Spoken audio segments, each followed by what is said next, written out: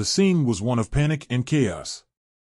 It was supposed to be a perfect day at the beach, sun shining, waves gently rolling, and laughter echoing along the shore. Families basked in the warmth, children built castles in the sand, and seagulls circled overhead, their calls blending with the happy chatter. But then, a scream shattered the idyllic moment. "Oh my God! Where's our son?" A mother's frantic voice cut through the noise. Heads turned as a father bolted toward the water, scanning the restless waves for any sign of his little boy. The child had been playing just moments before, his tiny feet splashing at the water's edge. But now, he was gone. The sea seemed to mock their despair, its surface calm yet concealing the dangerous undercurrent below. Time slowed as the parent stood frozen, paralyzed by fear. Then, out of the crowd, a stranger surged forward, a figure driven by instinct and courage. "I see him," the stranger shouted, pointing to a faint ripple far from shore. Without hesitation, they sprinted across the hot sand, their bare feet kicking up clouds of golden dust. Onlookers gasped, some shouting words of encouragement, others too stunned to speak. The moment the stranger hit the water, it was clear this wouldn't be easy. The waves were icy, each one crashing with a force that threatened to pull them under.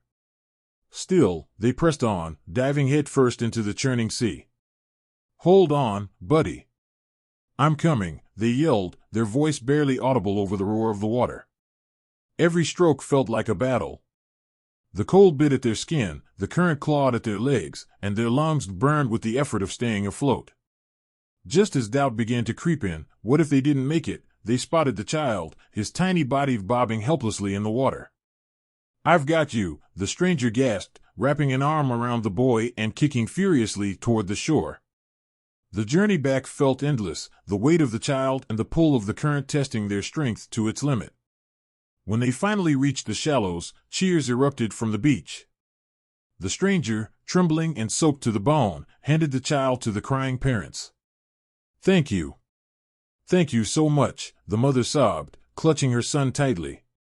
But as relief washed over the crowd, the stranger collapsed onto the sand, their chest heaving, their face pale.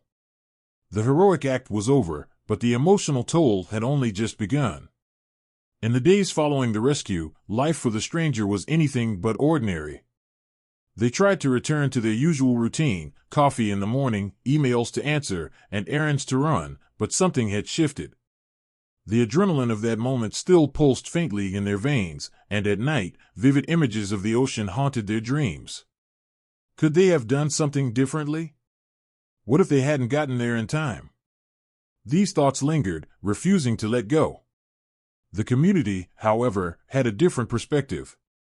To them, this wasn't just a rescue, it was an act of bravery that deserved celebration. Strangers from the beach told the story to friends and neighbors, and soon, word spread like wildfire. People started showing up at the stranger's door, bringing flowers, homemade meals, and handwritten notes of gratitude. "You're a hero," they'd say, eyes shining with admiration. But the stranger didn't feel like a hero. In quiet moments, they replayed every second of the rescue, remembering the icy grip of the water, the weight of the child, and the terrifying thought that it all might have ended differently. Was it courage that drove them into the waves, or just blind instinct? One evening, as they sat on their porch watching the sun dip below the horizon, a neighbor approached with a timid smile. "I don't mean to bother you," she began, holding out a casserole dish, "but I just wanted to say thank you.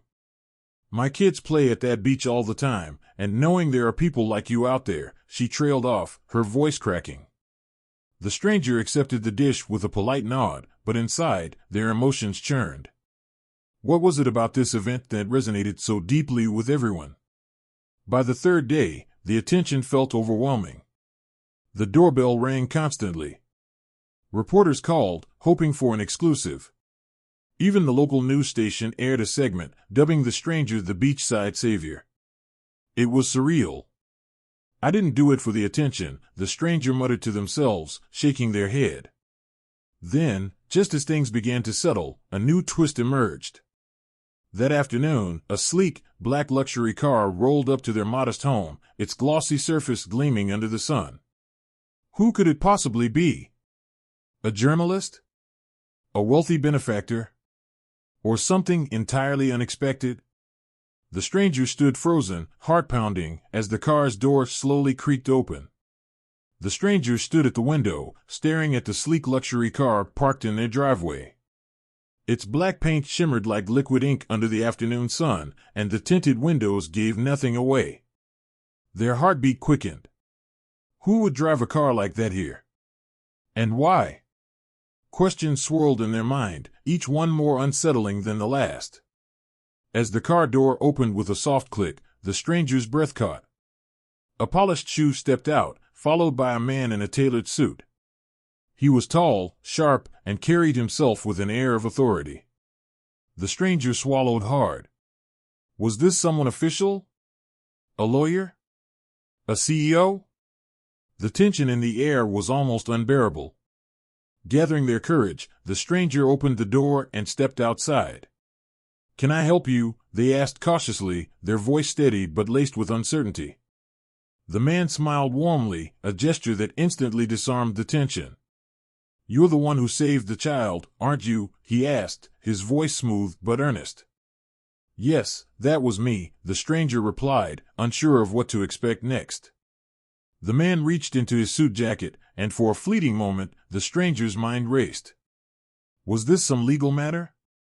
A bill for hospital expenses?